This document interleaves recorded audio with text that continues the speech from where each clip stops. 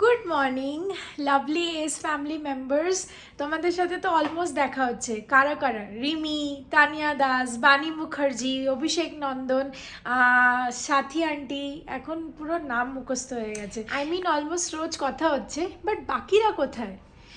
আর যাই হোক, তানিয়াদি তুমি লিখেছো pillow case, silk pillow case, dry fruits আর অনেক কিছু নিয়ে। তো সিল্ক পিলো কেস আমি 3 ইয়ার্স ধরে ইউজ করি। অ্যাকচুয়ালি কলকাতায় তো সিল্ক পিলো কেস ইউজ করতাম না, কেন কি জানতাম না তখন। বাট এখানে এসে যখন নতুন নতুন জিনিসগুলো, বেডশিট এগুলো কিনছিলাম, তখন তুমি দেখতে পারবে আমার যে রাবার ব্যান্ডটা, ওটাও সিল্কের। আর পিলোটা নিয়ে এলাম সাথে টেনে। আর এই যে ম্যাচিং করে আমার পিলো কেসটাও। এটার আরেকটা ভার্সন আছে গ্রে কালার, ওটা এখন ভেতরে ঢোকানো আছে।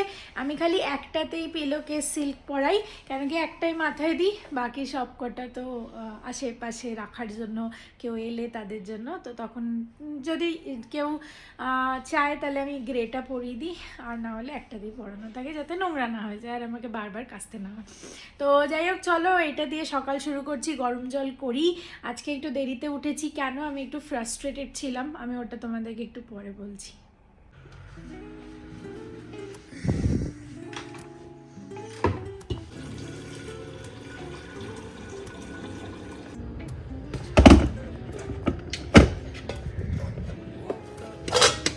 কদিন ধরে জানি না কেন আমি দেখছিলাম দুবার এরকম হয়েছে যে ফ্রিজের সুইচটা অফ।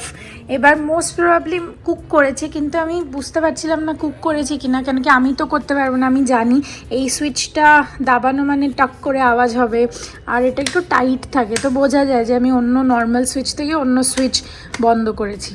তো আমি তো করব না, কুক করেছে নিশ্চয়ই, কিন্তু কুক কেনই বা করবে সেটাও বুঝতে পারছিলাম না। ভুল করেও, কেন কি এই দুটো সুইচ, এইটা ফ্যানের, এটা লাইটের, তো এই দুটো বন্ধ হওয়া উচিত। বা মিক্সি চালালেও এইটা বন্ধ হওয়া উচিত, এইটাই কি করে হাত যায়। দুবার আমি দেখলাম এরকম ফ্রিজে জিনিসপত্র আমাকে ফেলতে হয়েছে, নষ্ট হয়ে যায়। আর যাই হোক, এখন নজর রাখছি আমি যে সুইচটা রোজ অন থাকে কিনা। এই ডাবটাও কাল রাতে আনিয়েছিলাম, কিছু কিছু জিনিস আনিয়েছিলাম আজকে সকালে রান্নার জন্য। তখন এটা 1 টাকা করে সুইগি ইনস্টামার্টে পড়লো। এবার এটাকে ছাড়াতে হবে আজকে আমাকে। আমার রোজ অফিসের 1টা 11টা থেকে চেক ইন কল থাকে। তো ইউজুয়ালি আমরা সবাই ওই টাইমটার অ্যারাউন্ডই লগ ইন করি। তার আগে যদি কাজ থাকে তার আগে লগ ইন করে ওটা শেষ করে নিই, 11টার কলে দেখাতে হবে বলে। তো এরকম আমার অফিসের মর্নিং রুটিন। তারপর আমার 11টার কলটা হয়ে গেলে আমি একটুখানি 30-40 মিনিটস ব্রেক নিই, ব্রেকফাস্ট করি, কেন কি এর আগে জিম যাই, রাইট। আর কাল থেকে আমি জিমও যেতে পারছি না। ফ্রাস্ট্রেশনটা হলো ঘরে আওয়াজ নিয়ে, আমি ঘুমোতে পারছি না। রাস্তার কাজ এমনভাবে চলছে, মাসি আসে 6টার সময়। মাসিকে বললাম যে এই রান্না করো, তো মাসি করে 7টা 5-10 চলে গেল। এবার আমার প্ল্যান হচ্ছে যে আমি 7টা 5-10-15 এরম থেকে আর 1 ঘন্টা শোবো, 8টা 15 অবধি। 8:30টার সময়, 8টা 10-15 অবধি। তারপর 8:30টার সময় বেরোবো জিমের জন্য। 9:30-10টা 1-1.5 ঘন্টা জিম করে আসবো। তারপর 10টা থেকে একটু 10-15 মিনিট বসে, তারপর লগ ইন করে একটু আগে থেকেই করে নেবো। তারপর আস্তে আস্তে নিজের মতো ফ্রেশ হতে থাকবো, সব করে নেবো, চান টান যা আছে, তারপর অফিস যাব। এটা ছিল কালকেও প্ল্যান, এটা হচ্ছে আজকেরও প্ল্যান। কিন্তু আমি ঘুমোতেই পারলাম না। ওই যে 7টা থেকে একটা কিছু বজরির গাড়ি বা কিছুর গাড়ি, আর পুরো শান্ত থাকে না ওই টাইমটা। এখনও হালকা সকালে শীতকাল চলছে, আর ব্যাঙ্গালোরে তো এমনি সকাল সকালটা ঠান্ডা থাকেই, তো পুরো শান্ত থাকে। ওখান থেকে যে বজরির গাড়িটা আসা শুরু হলো, ওর ইঞ্জিনের আওয়াজ, ওর বালি ফেলা, মাটি ফেলা, যাই বললাম, এখনও বারান্দাতে যাইনি ইরিটেশনে, যে ধুর দেখবো না, আর ধুলো হবে, এই হবে সেই হবে। তো এইটা একটা প্রবলেম। সেকেন্ড প্রবলেম হচ্ছে ওরা হয়তো জল দরকার, তো এই ছাদ থেকে ওরা পাইপ কিছুভাবে, আমি জানলাটা বন্ধ করতে উঠেছিলাম, আমার তো খালি নেটটা লাগানো থাকে যে হাওয়া আসবে, ভেন্টিলেশন হবে, আমি মোটা জানলাটাও বন্ধ করতে উঠেছিলাম, তখন দেখছি পাইপ দিয়ে জল দিচ্ছে, জল ভরার আওয়াজ, একটা মানে যেতে জল ভরছে বা কিছু, ওই ঠেলে ঠেলে নিয়ে যাচ্ছে, এমনও না যে তুলে নিয়ে যায় আওয়াজ হবে বা কিছু, ওইটার আওয়াজ। থার্ড হলো চিরকালের প্রবলেম, সেটা হচ্ছে কুকুর চেঁচানো। দুবার এরকম হয়েছে যে কুকুর চেঁচাচ্ছে, এই সবে চক্করে আমি একদম শুতে পারলাম না। 7টা থেকে 8:30, কি 7টা থেকে 9টা, 9:30 হয়ে গেছে, আমি ঘুমোতেই পারছি না। 9:30টার সময় গিয়ে চোখ পুরো বন্ধ হয়ে গেছে, আওয়াজ হোক যা হোক আর ফারাক পড়েনি। তারপর আমি উঠলাম 10:30টার সময়। কি আর বলবো, কি করব।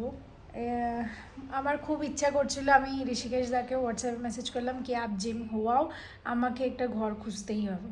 তো এটা একটু ম্যান্ডেটারি হয়ে যাচ্ছে। এবার ঘর খোঁজাটা প্রবলেম না, প্রবলেম ঘর হয়তো পেয়ে যাব, ঘর খুঁজেও নেবো, অন্য লোকেশনেও চলে যাব। প্রবলেম হচ্ছে ডিপোজিট। কেন কি আমি যখন এই ঘরটা ছেড়ে যাব, আর একার পক্ষে বারবার ডিপোজিট দেওয়াটা প্রবলেম।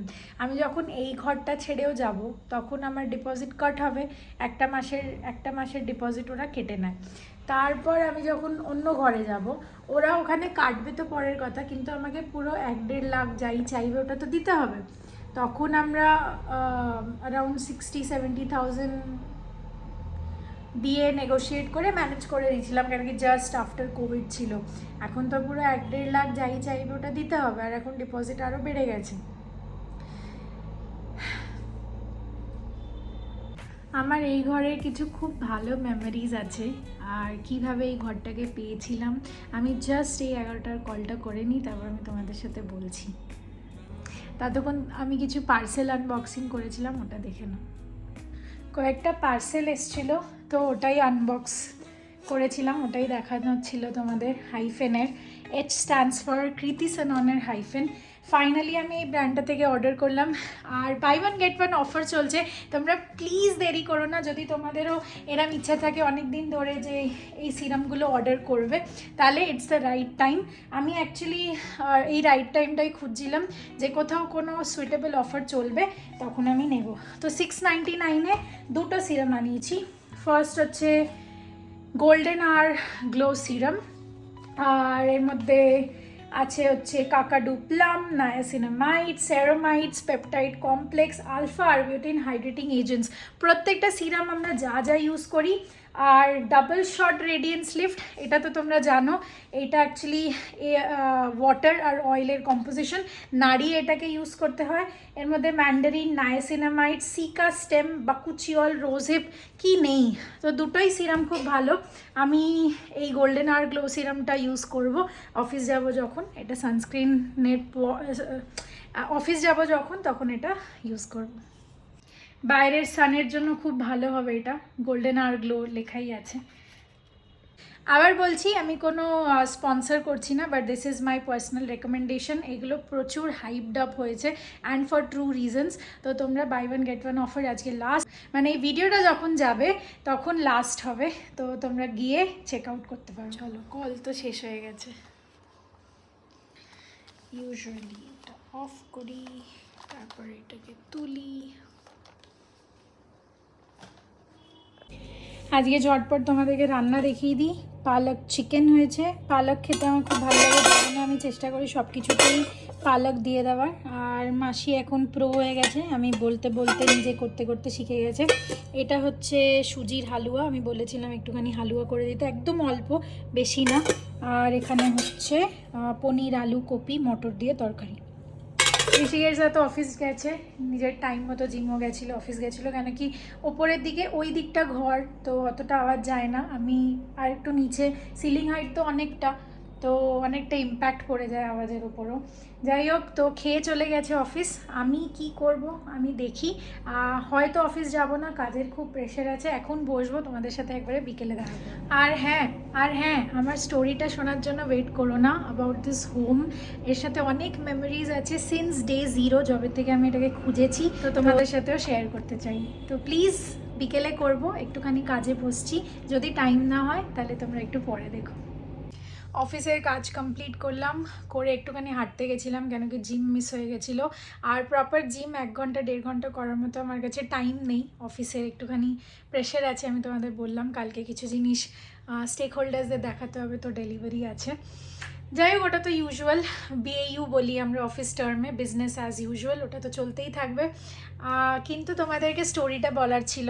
আর তার আগে বলে দিই, আমি কিছু জিনিস অর্ডার করে দিয়েছি জোম্যাটো থেকে, and it's very very healthy. শাওয়ারমার মধ্যে চিকেনটাও হেলদি, কোনো মেয়োনিজ কিছু থাকবে না। আর রুমালি রুটির শাওয়ারমা অর্ডার করেছি, তো ওটাও অতটা আনহেলদি না, একটা রুমালি রুটি তো খেতেই পারি। পুরো ময়দার পরোটা থেকে তো রুমালি রুটি ইজ অলওয়েজ বেটার। তার সাথে ছোট ছোট চিক পিসের এলে দেখাচ্ছি, চিক পিসের বেকড স্ন্যাক্সের আইটেম আর কি। তো সব মিলিয়ে 172 এরকমে হয়ে গেল। ওই চিক পিসটা অ্যাড করাতে অফার লেগে গেল আর কি। যাই হোক, ওটা আসুক তারপর তোমাদেরকে দেখাচ্ছি।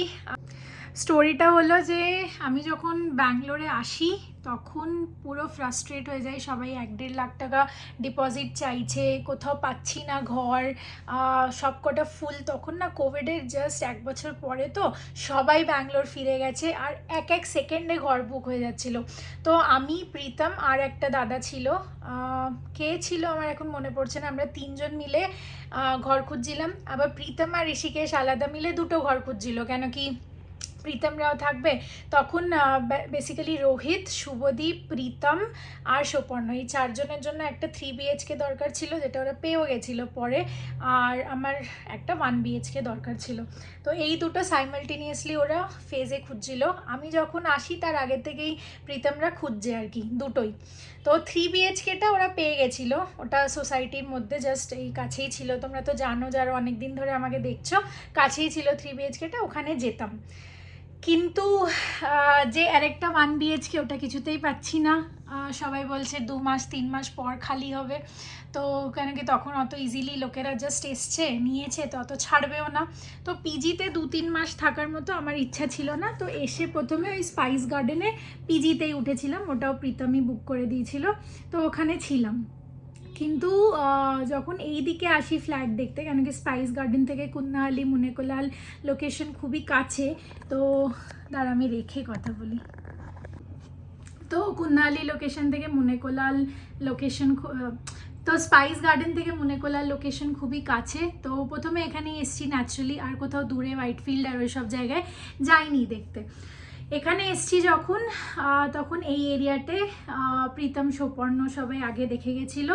তো এখানেই এসছি ন্যাচারালি ঘর খুঁজতে।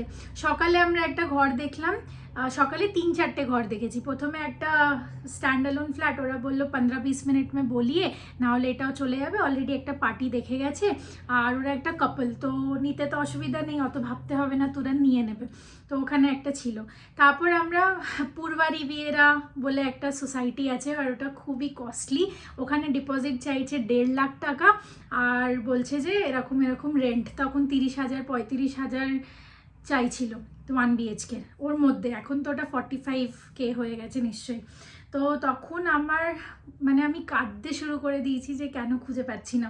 জাস্ট 2-3টে ফ্ল্যাট দেখে যে না, আমার এতদিনের ইচ্ছা ব্যাঙ্গালোরে থাকার, বাট কিছুতেই হচ্ছে না। তার আগে আমার ইনসিডেন্ট হয়েছিল দিদির বাড়ি, ফার্স্ট ডে এসেই দিদির বাড়ি গেছিলাম, আর এত ঝমঝম করে বৃষ্টি শুরু হয়ে গেছিলো। তখন ম্যারিয়েটে থাকছিলাম, কেন কি ম্যারিয়েটে থাকতে দিয়েছিল। ঝমঝম করে বৃষ্টি, ওই বোধহয় 3-4 বছর পরে বোধহয় ফার্স্ট টাইম ব্যাঙ্গালোরে অত বৃষ্টি হয়েছিল। আর এই যে আজকে 3-4 বছর পরে আমি দাঁড়িয়ে বলতে পারছি যে ওরকম বৃষ্টি এখনও হয়নি। তো একটা ভয় ধরে গেছিলো ব্যাঙ্গালোরের প্রতি। তারপর আবার ঘর খোঁজার ইনসিডেন্টটা, আমি ভাবলাম যে না, আমার ব্যাঙ্গালোরে থাকা হবে না, চলে যাই। এবার এই ঘরটাও দেখে গেছিলাম, এই ঘরটা বলেছিল 3 মাস পর হবে, কেয়ারটেকারের সাথে কথা বলে নিয়েছিলাম। আর মোটামুটি এটার রেন্টটা ঠিকই ছিল, কিন্তু 3 মাস পিজিতে থাকা মানে পিজিরও এক্সট্রা খরচা, পিজি তো বেশি নিচ্ছে রাইট না, যদি শেয়ারিং করে নিতাম তাহলে সুবিধা হতো, পিজিও আমার এক্সট্রা কস্ট পড়ছিল। তো এইসব ক্যালকুলেশন করে গেলাম বাড়িতে, কোনোটাই বুক করলাম না, পিজিতে গেলাম আর কি। তারপর 1-2 দিন পর এই বাড়ির কেয়ারটেকারের ফোন এলো যে ওরা বলছে 1-1.5 মাসের মধ্যে খালি করে দেবে। তখন আমি বললাম থ্যাংক গড। তখন আমি এই ঘরটাকে এসে দেখে গেলাম যে ফ্যামিলি থাকছে, বাচ্চা পুরো পেন্ট করে রেখেছে, নোংরা, ওরা না খুব শেডিভাবে থাকতো। সামনে একটা এরকম বড় বিছনা পাতা ছিল, ভেতরে বিছনা, কেন কি ওদের 2টো বাচ্চা ছিল, তো বাচ্চারা হয়তো ভেতরে শুতো, ওরা বাইরে শুতো, বা কিছু একটা হবে, বা বাইরে বসা সোফা কাম বেডের মতো একটা কট পেতে রেখেছিল। তো ওইসব করে তারপর অনেকবার ওনার আর ম্যানেজারের সাথে কথা বলার পর ওরা বললো আমরা সব পয়সা করে দেবো, চিন্তা নেই।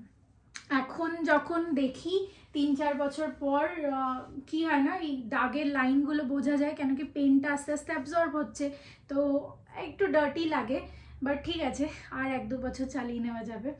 আর স্ল্যাবটা ওরা ভাঙা ছিল পুরো, কিচেনের স্ল্যাবটা। তো আমি বলেছিলাম নেই, মা বলেছে যে এটা অপশগুন হয়, কিচেনের স্ল্যাব তো দিতেই হবে ঠিক করে। তো তখন ওই কিচেনের স্ল্যাবটাকেও বলে ঠিক করালাম। এখনও প্রবলেম আছে, ওটা খুললে নিচে স্ল্যাবের ওইখান দিয়ে জল চুয়ে পড়ে আর ক্যাবিনেটটা পুরো কালো হয়ে গেছে। কিছু কিছু জিনিস এখনও প্রবলেম আছে যেগুলো নিজের ঘর ছাড়া তো ঠিকভাবে করানো যায় না। আমি অনেকটা চেষ্টা করেছি ওই পুট্টি লাগিয়ে, হোয়াইট কালারের সিমেন্ট এনে, এইসব অনেক কিছু, বাট ওটা কিছুতেই ওয়ার্ক করে না। তো এটা হচ্ছে স্টোরি। আমার একটু কাজ আছে, তোমাদের সাথে একটু পরে দেখা করছি।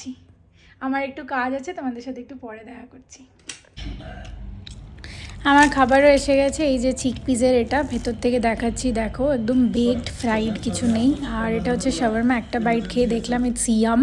অল্প একটুখানি মেও দিয়েছে, যদিও আমি রিমার্কসে লিখেছিলাম যে মেও দিতে না, বাট ঠিক আছে, খুব কম দিয়েছে।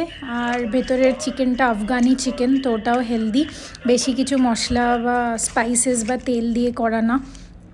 তো চলো, এটাই হচ্ছে শাওয়ারমাটা। রুমালি রুটিটা অনেকটা বড়, ভালোভাবে র্যাপ করে এরা দিয়েছে। আমি খেয়ে নিই, তোমাদের সাথে নেক্সট ব্লগে দেখা করছি, নাহলে এই ব্লগটা খুব বড় হয়ে যাচ্ছে। সবাই সুস্থ থেকো, ভালো থেকো, and obviously keep loving S family.